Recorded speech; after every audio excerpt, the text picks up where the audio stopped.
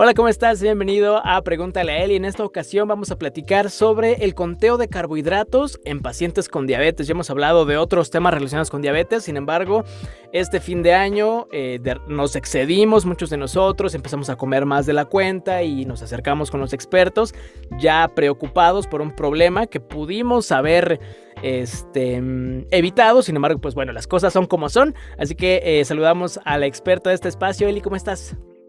Muy bien, muchísimas gracias por esta parte, por escucharme y estar contigo y con todo el auditorio. Y es un tema bien interesante sobre la parte de qué alimentos me suben el azúcar y qué alimentos no, sobre ese conteo de carbohidratos famoso, para que no suene un tema tan rebuscado, sino que la gente lo entienda más aterrizado, ¿no? Exactamente, y que hace un momento platicabas que ahorita a principios de año la gente se empezó a acercar contigo, gente que ya era diabética y que quizá por la emoción de estar con la familia, de los alimentos ricos, pues tratan de volver a ese control, y hay gente que quizá no tenía como un control tan medido de su azúcar, y ahorita pues ya en este año le dieron la noticia de que quizá ya es diabético. Entonces, ¿cómo cuidarnos, no? ¿Cómo cuidar con este conteo de carbohidratos? Platícanos un poquito más al respecto, Eli. Ay, fíjate que sí, este año se sumó más las personas hacia la estadística sobre más consumo de alimentos en estas cenas navideñas, en estas posadas, en estas brindis y todo eso, donde empezaron a sumar ciertas cantidades de estas comidas, donde se elevó muchísimo las cifras de glucosa, y la cuestión hospitalaria pues tuvo mucho más chamba, mucho más trabajo, y donde es un tema bastante preocupante, porque no solamente suma la onda del COVID, sino también la parte donde yo no mejoro estas cifras como en azúcar, ¿va? Entonces, fíjense que si hablamos de los carbohidratos como tal, pues son alimentos o son macronutrientes que contienen ciertos alimentos, y estos ciertos alimentos pues me pueden ayudar para tener como varios estándares a la hora de que yo soy monitoreable, al control de ese monitoreo. Fíjense que yo pues tengo un diplomado en diabetes y quiero compartirles más de cerca el hecho de cómo aterrizar toda esta parte, toda esa información, porque la verdad es un tema bastante amplio. Yo trato de abarcar muchos parámetros a la hora de que estamos en consulta, pero es bueno también tenerlos aquí en esta plática, porque ya se puede quedar y ustedes lo pueden escuchar miles de veces, para que en esta parte no sea tanto información y quede mucho más de manera más clara, como lo comparto con ustedes en el consultorio. Fíjense que la onda de los carbohidratos, les decía que son los alimentos que obviamente son involucrados para la onda del monitoreo de glucosa. Si yo les hablaba como una forma analítica o una cuestión de algún ejemplo de cómo se eleva la glucosa, se eleva de acuerdo al páncreas. El páncreas es un órgano que está atrás del estómago, que es el encargado de secretar insulina en nuestro cuerpo. Este tipo de órganos nos pueden aportar para cuando yo como un carbohidrato, que los carbohidratos se desdoblan en la lengua, y las proteínas y las grasas en el estómago. Cuando como una manzana, que es un alimento que tiene carbohidratos, mi cerebro le va a avisar al páncreas: oye, páncreas, saca insulina porque está entrando un carbohidrato a mi cuerpo. Entonces el páncreas es indicado de sacar esa insulina, secretarla, agarrar esa manzana y llevarla a la célula. Sin embargo, en esta parte, por ejemplo, de situaciones como comer muchas manzanas, tortillas, pan de dulce, tamalitos, hotcakes, chilaquiles, pues el páncreas está a pilas. En una sentada está saque insulina, pero llegó el momento en las que yo ya me terminé mis cantidades de insulina en ese momento, y entonces pues ya se sube, da el pico de azúcar, porque el cuerpo dice: ¿qué hago con todo esto? ¿Qué hago? ¿Lo transformo en grasa o lo transformo en forma en la cuestión de azúcar? Me hacen una medición de glucosa y pues sale alta. Hay un término que quería también ser muy específica, que es el término de la resistencia a la insulina.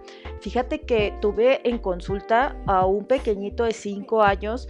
La verdad fue una cuestión que para mí alarmante, porque pues también soy mamá, y el hecho de que una cuestión del peso lo ha llevado a este diagnóstico de la resistencia, y se ve muy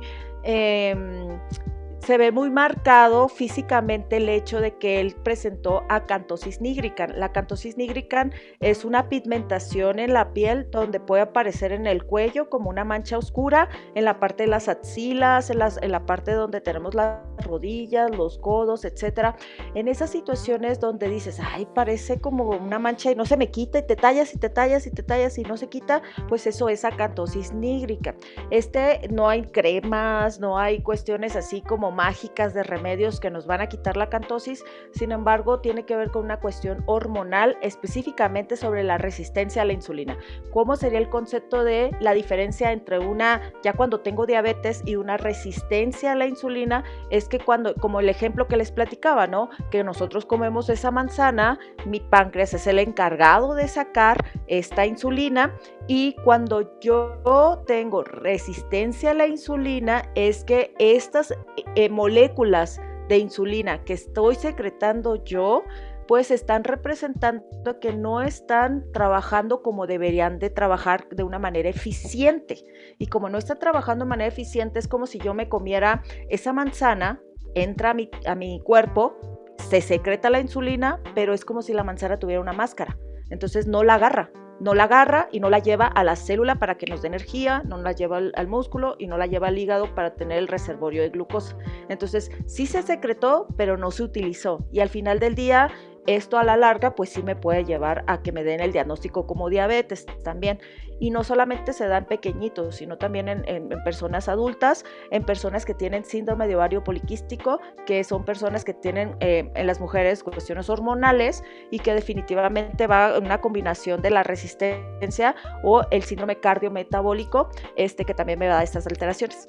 Preguntita rápido, también he tenido experiencias cercanas con personas con resistencia a la insulina, y aquí la pregunta es, ¿la resistencia a la insulina es como una alarma de que puede ser prediabético, o cuál es la diferencia entre ser prediabético y tener resistencia a la insulina? Sí, en este caso, como yo les mencionaba, el hecho de que mis insulinas que yo estoy secretando en el páncreas no están trabajando de manera más eficiente como tal, y entonces lo que está provocando es que se secrete más cantidades de insulina sin utilizarse. Cuando yo me hago eso, se puede recalcar más en estudios de laboratorio, en estudios bioquímicos, donde me dice la pauta. Si yo, por ejemplo, me hago un estudio de insulina como tal, de unidades de insulina, cuántas unidades de insulina de acuerdo a los parámetros normales estoy excedida. Puede estar mi glucosa bien, puede estar mi hemoglobina glicosilada bien, pero me hago el esquema también de insulina y ese está elevado. Se representa físicamente como la acantosis nigricans, eso es física, pero hay gente que no tiene la acantosis, pero tiene resistencia a la insulina, y eso se determina ya bien con estudios en mano, donde me hice unos estudios de laboratorio y me salieron las cifras de insulina de acuerdo a lo que yo estoy generando de una manera más alterada, más arriba. Pero también la cuestión de la prediabetes es la Organización Mundial de la Salud y la Asociación Americana de Diabetes nos dice que las cifras de glucosa deben de estar menor a 100. Eso es ya cuando estoy normal, pero cuando es de 100 a 126 es cuando ya tengo prediabetes. Entonces hay personas que tienen insulinas elevadas, pero también están presentando glucosas de 111, 109, 108, y aquí hay una combinación de un foco de alerta alto donde sí estoy secretando insulina, pocas insulinas, o las poquitas que produzco en mi páncreas no se utilizan de manera más eficiente, y por eso de ahí vendría el parámetro de diabetes como tal, pero sí tendrá que ver como los estudios de laboratorio. El estándar de oro para tener un diagnóstico de diabetes como tal o prediabetes es la hemoglobina glicosilada, que es un parámetro, no es igual que la glucosa, es un estudio de esa química sanguínea que nos hacemos de todos esos elementos, es un estudio como aparte, que me va a dar la pauta. De hecho se marca en porcentaje, abajo de 5.2 es lo que deberíamos estar normales, arriba de 5.7 ya es como prediabetes, y arriba de 6.4 ya tengo diabetes. Entonces aquí es muy importante como ir viendo todas estas cifras metabólicamente y en la sangre cómo estoy, porque puedo sospechar, pero esto me va a dar el diagnóstico total, hemoglobina glicosilada. Aunque mi glucosa esté bien, pero la hemoglobina glicosilada está alta, sí tengo diabetes. Entonces aquí es donde ya se determina. Por eso hay pautas o guías de práctica clínica en diabetes para hacer el análisis de cuál sería el diagnóstico más indicado para mí, si tengo resistencia o tengo prediabetes o ya tengo diabetes, o si tengo una combinación ante prediabetes o diabetes como tal, combinado con la resistencia. Claro, entonces aquí ya viene la pregunta de oro, ¿cómo cuidarnos? Siempre hemos enfatizado en este espacio que es necesario acercarte con expertos, no estar buscando en otros lados, ahí googleando, preguntándole a la comadre, ¿no? Que a mí me funcionó esto, a mi esposo le funcionó esto, si no, cada cuerpo es diferente, cada organismo tiene necesidades diferentes, entonces ahí viene la parte, ¿no? de acercarnos con expertos y cómo hacer este conteo, ¿no? De carbohidratos para saber qué es lo que nuestro cuerpo necesita y pues eso, ¿no? Cómo estar bien, cómo estar en armonía. Fíjense que tanto como el diagnóstico de la resistencia como el diagnóstico de prediabetes o diabetes, se toma el conteo de carbohidratos como parte de la estrategia. Obviamente, la parte de la cantidad de carbohidratos de mi dieta va a ser específica de acuerdo a muchos más otros factores. No solamente el hecho de mi monitoreo al momento de las cifras o de mis laboratorios, sino también de mi peso, de mi estatura, de mis hábitos, de mi actividad física, etcétera. Pero si hablamos de una manera para entender este tipo de situaciones, qué sería lo bueno, lo malo y hasta dónde lo puedo como combinar en mi dieta, sería el conteo de carbohidratos, entenderlo de una manera más clara, más específica. Por ejemplo, nosotros, te decía, hay alimentos que tienen por sus características, tienen macronutrientes. En este caso, por ejemplo, las frutas tienen carbohidratos, tienen calorías, pero no tienen proteínas ni grasas, las frutas, ¿sale? En este caso, una porción de fruta contiene 15 gramos de carbohidratos, pero no se habla de que la fruta tenga una cierta cantidad de azúcar o no, sino eso involucra la cuestión de sus velocidades de absorción, y esto tiene que ver con un término que nosotros le llamamos índice glucémico de los alimentos. Entonces, por ejemplo, si yo tengo frutas y me dicen, oye, no comes plátano porque el plátano tiene mucho azúcar y eso pues te va a ayudar a que te suba la glucosa, ¿no? O que te dé más cargas de insulina. No es que tenga más azúcar o no, las dos, manzana y plátano, tienen lo mismo, pero tiene que ver con la potencia de ese carbohidrato, qué tan rápido viaja en mi sangre para que me afecte a las cuestiones de los picos de azúcar. Por ejemplo, yo puedo comer un plátano y como el plátano no tiene agua y no tiene cáscara, sus velocidades de absorción son más rápidas, se van rapidísimo en mi torrente sanguíneo. Sin embargo, la manzana, que tiene fibra y que tiene cáscara, lo ralentiza. Es un alimento que va a ir despacito en mi sangre para que se vaya poquito a poquito, y lo que va a hacer la insulina es poderlo agarrar y actuar y llevarlo a la célula o al hígado o al músculo. Pero si es la potencia de la velocidad del carbohidrato, las mejores en el caso de las frutas van a ser las que sus velocidades son muy lentas, o sea que son las que van despacito en mi organismo. ¿Cuáles serían? Las fresas, frambuesas, blueberries, zarzamoras, kiwi, la manzana verde, por ejemplo. Sí se puede consumir papaya, sí se puede consumir piña, pero obviamente de acuerdo a mis requerimientos, y utilizar estrategias para ralentizar la papaya o ralentizar la piña, porque son ingredientes que sí tienen moderado. Entonces, como no son las meras buenas, no las puedo quitar de la dieta, sería conveniente utilizarlas con grasas, con proteínas o grasas. Por ejemplo, en este caso, utilizar nueces, almendras o cacahuates en combinación de la papaya para que esa función lo ralentice.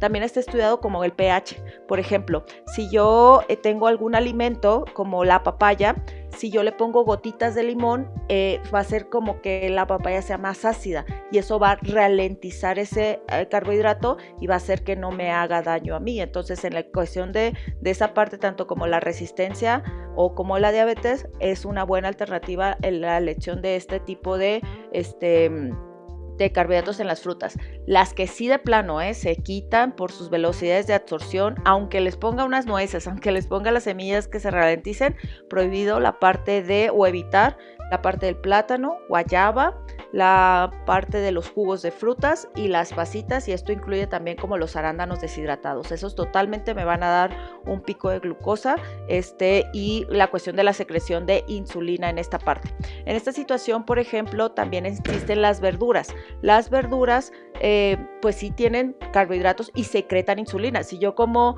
un chayote, si yo como una calabacita, mi cerebro le tiene que avisar al páncreas: oye, páncreas, saca insulina porque está entrando un chayote o una calabaza. Entonces, en este caso, las que sí se van en sus velocidades de absorción más rápidas son, por ejemplo, la zanahoria cocida. Si tú la pruebas a una zanahoria cocida a comparación de un chayote, estas dos involucran mucho más de que saben dulces. Entonces se quitan totalmente, se evita la zanahoria y el betabel, porque son altos, y más específicamente que sean cocidos, porque si son crudos no afecta en esta proporción. En la situación, por ejemplo, de las mejores verduras que pueden ser como indicadores en la parte, por ejemplo, de para ayudarme a esta parte que no se eleve la glucosa o no se secrete tanto la insulina, es el nopal, estudiado por la UNAM y está estudiado por el Politécnico Nacional, que es un alimento funcional que me va a aportar muchas cantidades de fibra, pero también tiene que ver con el nivel de cocción. Si yo hago, por ejemplo, un nopal demasiado cocido, pues no me va a aportar ciertos beneficios como si estuviera medio asado, medio cocido. Eso tiene mejores eficiencias. Por ejemplo, que esté un cocimiento a un 70%, eso me da mejor efectividad a la hora de que lo consuma y me va a ayudar mucho mejor en cuanto a las cifras de glucosa o las secreciones de insulina. En la parte, por ejemplo, de los cereales, fíjate que existen, pues ya hay muchas cosas en el mercado, inclusive hasta el pan integral tiene azúcar.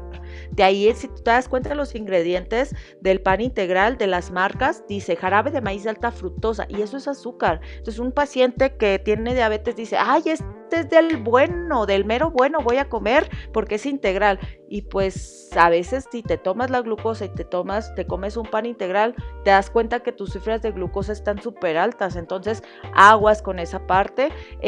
Yo me voy más a cuanto a los cereales que sean más artesanales. Por ejemplo, si es que sea un pan, un bolillo, que sea más basado como en las cuestiones, por ejemplo, de panadería como tal, que sean artesanales, porque esos no tienen tanta cantidad de ingredientes. Las cosas que se echan a perder rápido son las meras buenas, esas.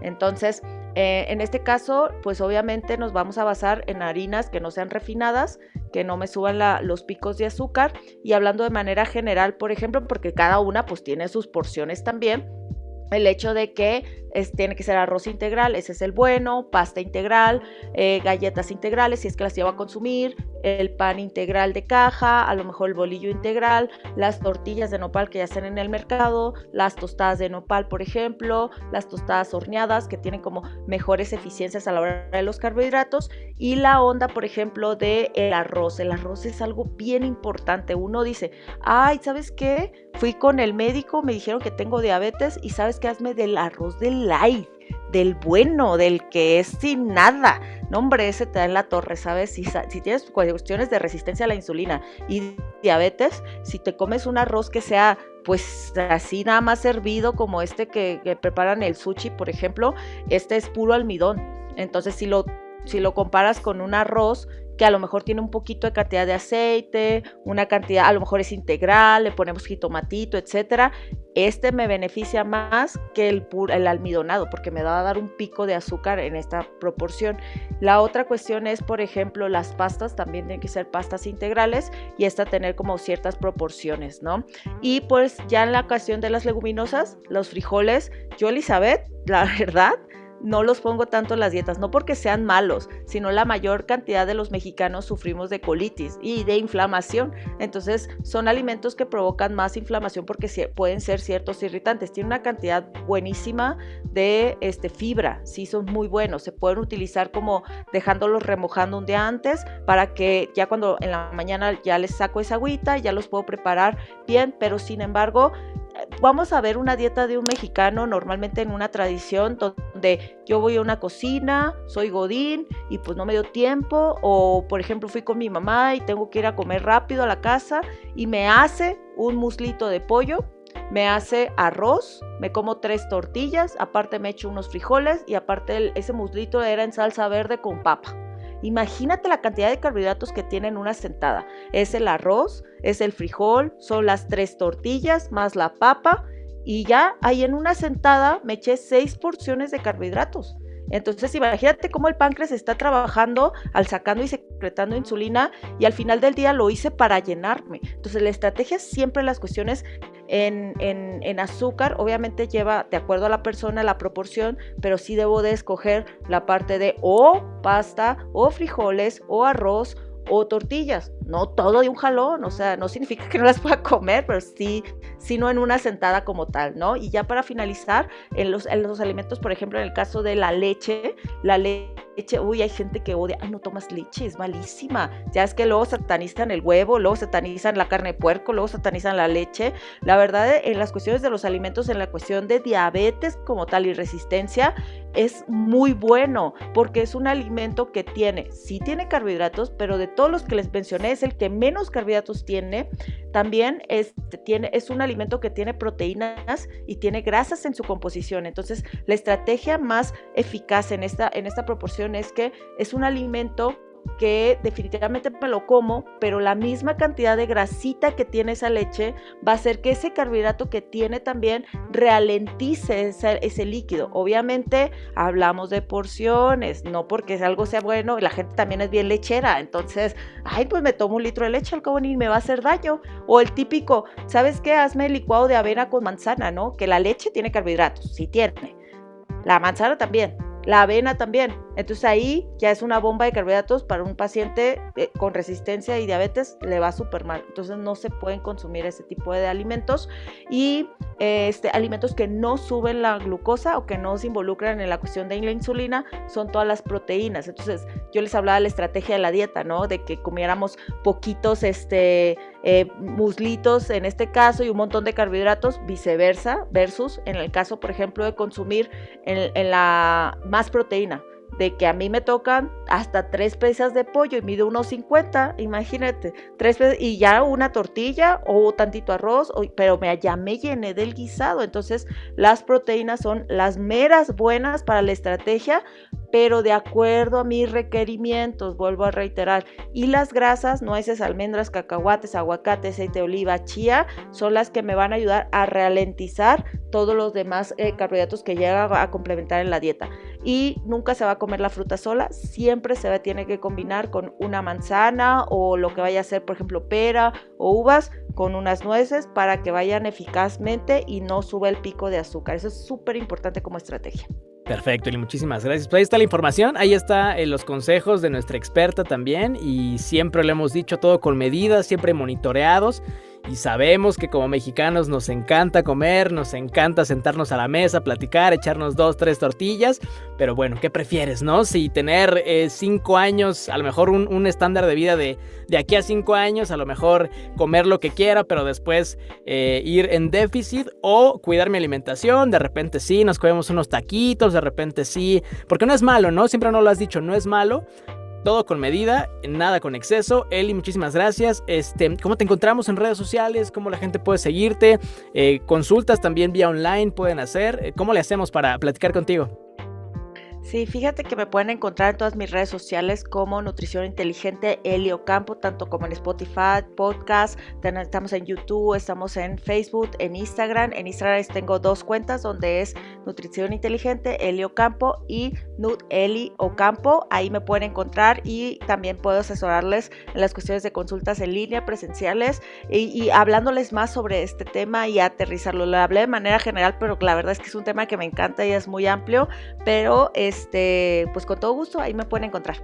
Excelente, y muchísimas gracias y gracias a ti que sigues este proyecto y que sigues cuidándote y que sigues tratando de mejorar. Aquí nos vemos la siguiente semana. Cuídate, bye bye.